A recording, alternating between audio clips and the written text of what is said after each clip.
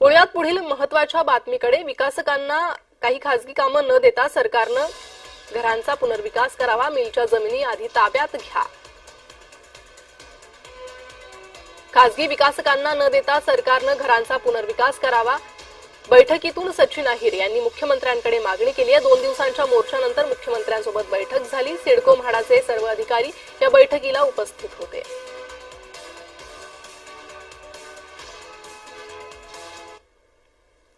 लगेच काही घरं तयार होणार नाही हे त्यांनाही माहिती आहे, आम्हालाही माहिती आहे. पण आमचं म्हणणं होतं की तुम्ही GR काढा, कशी घरं देणार, काय देणार आहेत. आणि मग त्या 2-3 सूचना आम्ही मांडली होती त्यात आग्रही सूचना होती की NTCची मिळणारी जमीन आहे ती पहिली सरकारने ताब्यात घ्यायला पाहिजे.